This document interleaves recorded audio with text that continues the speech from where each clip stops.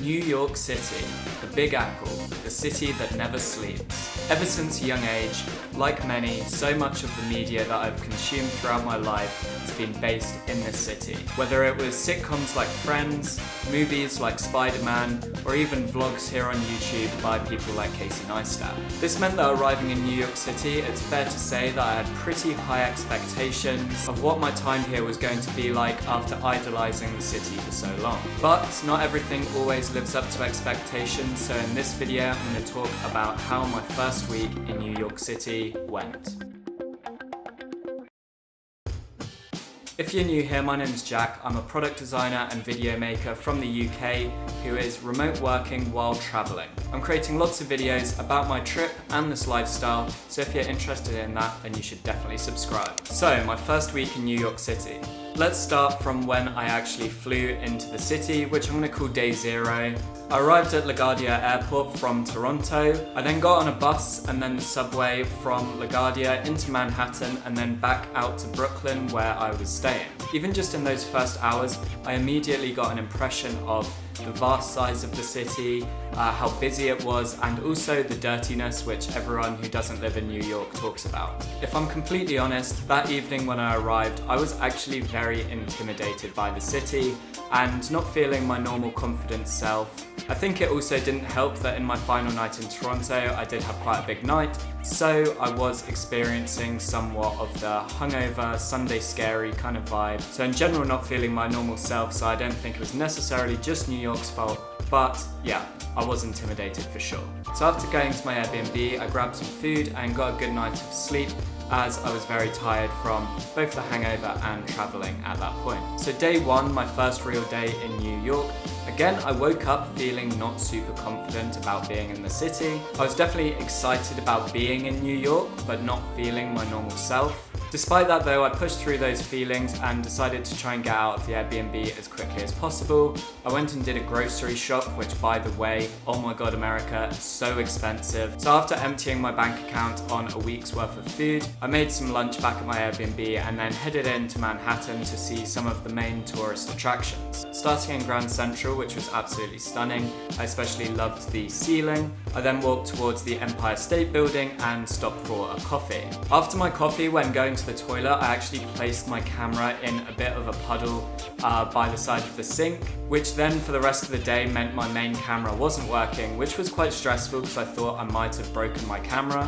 Basically, I think I've broken my camera lens, which is super annoying, and now the autofocus and the aperture is not working on the lens. So yeah, hopefully it is just the lens and not the camera itself, as that would be a more expensive mistake. But yeah, we're on the GoPro for the rest of the day, walking to find maybe some food. I kind of want a $1 slice of pizza if that still exists. Maybe not because of inflation, but yeah. So that definitely put a little bit of a dampener on the day because I was stressing about how much it might cost to either fix or replace my camera. And of course, when it rains, it pours, so immediately after that happened to my camera, my sunglasses also broke. Typical. But I didn't want that to completely ruin my first day in New York, so I continued to walk around. I got my first $1 slice of pizza, which was very nice and very cheap. I then went to Times Square, which was definitely very impressive with the fact that so much was going on and there was lots to look at. But for me, not really my kind of thing. I felt very touristy, obviously. And after walking through it, I was quite glad to come out the other end and walk towards Central Park, where I chilled for quite a while. I remember while sitting in Central Park, I was actually texting one of my friends and talking about the fact that immediately arriving in New York, I wasn't feeling that great about the place. But while I was doing that, I was quite conscious of the fact that I hadn't even been in the city for 24 hours, so I was making much too quick of an impression on the city and I just needed to be patient. As it started getting dark, I continued walking through Central Park and found this cool roller disco place. And then I decided to head back to Times Square just so I could see it at night before getting the subway back to my Airbnb. Day 2, I was still feeling a bit unsure about things, but I decided to go to Dumbo and check out the Brooklyn Bridge and the area around that. This was a nice afternoon where I took lots of photos and videos, chilled on the grass, found some cool spots for food and drink, although I didn't actually get any. And when I was sitting on the grass, one thing that was going through my mind was that at this point in Toronto, I'd already made lots of friends, been on a night out, been doing some daytime activities with those friends. When here in New York, literally the only person I'd spoken to in the first 2 days was the host of my Airbnb. Despite that though, I knew that I was quite lucky with what happened in Toronto, and if I was patient, I was bound to meet people. Also, at this point, I hadn't really put myself in any situations that was going to have me meet other people. As I had work the next day, I headed back to my Airbnb, had dinner, and got a fairly early night. Day 3 was my first day of remote working while in New York. I think this helped settle my nerves a little because I was back in a bit of a normal routine. I was also speaking to my colleagues and clients on Zoom, meaning I was having at least a little bit of social interaction. This was actually Labor Day in the US, so most people had the day off, and where I was staying in Brooklyn, there was actually the West Indian Day Parade. And this year's one was the first one since before COVID, so there was quite a lot of expectations of what it was going to be like. When I finished work, I decided to go and check it out, as I'd heard that it was similar to Notting Hill Carnival, which is something that I really enjoy going to when I'm in London. And going to this parade was a lot of fun. There was lots of music, dancing, cool costumes, food, and plenty of people were drinking. I mainly just walked around, took photos and videos, but it was quite cool to be part of this thing, and you could tell everyone was having a great time. I think also seeing all this craziness in the area that I was staying made the normal day-to-day in this area seem a lot more normal than I originally perceived it to be. I'm not sure if that makes sense, but that's kind of how things worked in my mind. Day 4 very much felt like a turning point in my whole New York City experience. I was starting to feel a lot more settled in the area that I was staying in and in New York in general. I'd also made a few plans for my time in New York at this point, meaning that I did have things to look forward to, which often makes me feel more optimistic. One of those plans was actually that evening, which was to go to the US Open. So after I finished my day of work, I got on the subway out to Queens, where the US Open was being played at the Arthur Ashe Stadium. The weather also wasn't very good that day, which, after living in London and the UK so long, I think made me feel a little at home, as sad as that is. Within the ground, I checked out the different things to do. There was this cool experience area put on by Amex. I also grabbed some food, a hot dog of course, because when in New York.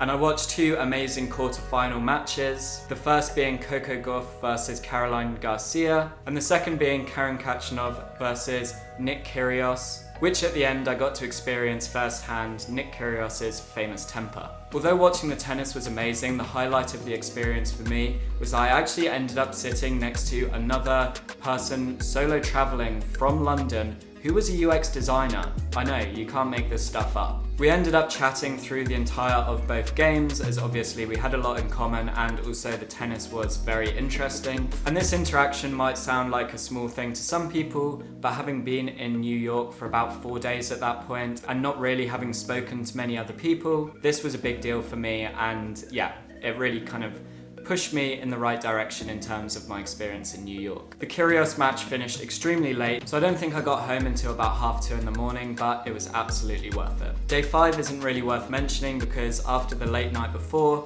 I just did my work and then I chilled the rest of the day as I was so tired. Day 6, another very cool day. Once I'd finished work, I wasn't really sure what I wanted to do that evening.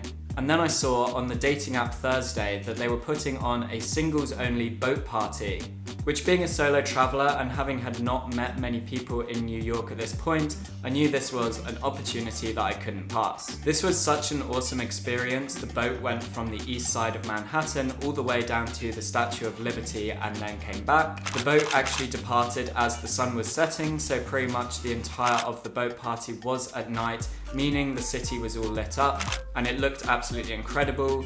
My personal highlights were the Statue of Liberty and also the lights to commemorate 9/11. I met lots of cool people that evening, had plenty to drink, had lots of fun, and at that point, not being confident and not enjoying the city felt like a distant memory. And then day 7, after work, I'd made plans to go out for drinks with friends that I already knew who lived in the city. We weren't meeting until fairly late, so what I decided to do was get the subway to Dumbo again and actually walk across the Brooklyn Bridge. This was an incredible moment as the city looked absolutely beautiful as the sun set. I think it also gave me a chance to reflect on what had been a little bit of a roller coaster of a week, or maybe less of a roller coaster, more of a ramp, going from not confident and not enjoying myself at all to really having an amazing time by the end of the week. The rest of the night included lots of drink, fun, and meeting new people, and overall was definitely the perfect way to cap off what turned out to be a very good first week in New York. Looking back at that first week, it is actually pretty crazy how different I felt at the start of the week to the end of the week. I think it shows that when arriving in new places, especially as a solo traveler, you do have to be patient when it comes to feeling comfortable, having fun, and meeting new people. Looking back at it now, it actually didn't really take me very long to meet people, have fun, and feel comfortable in the city. Obviously, in the moment, kind of 3-4 days does feel like quite a long time, but then in the grand schemes of things, if you're staying somewhere for a month, it is a pretty short period, and obviously in the grand scheme of your whole life, it is an absolutely minuscule amount of time. I'm sure in future places I go, it's going to take even longer than it did here, especially in countries where there may be a language barrier, but at least now I've learned how important patience actually is, and if I do forget, I can come back and watch this video and remind myself. So I hope this video offered a bit more of a balanced and realistic view of what this lifestyle can actually be like. I realised pretty much all the content that I've posted about these travels has been just kind of a purely positive angle, which is obviously an issue of social media making everything seem great when in fact it's not. So I'm going to try harder for future videos to show both the positives and the negatives of this lifestyle. If you're interested in seeing that, then make sure to subscribe, and if you found this video interesting, entertaining, or whatever, press the thumbs up button. Follow me on social media at jackjenkinsyt, and I'll see you in the next one.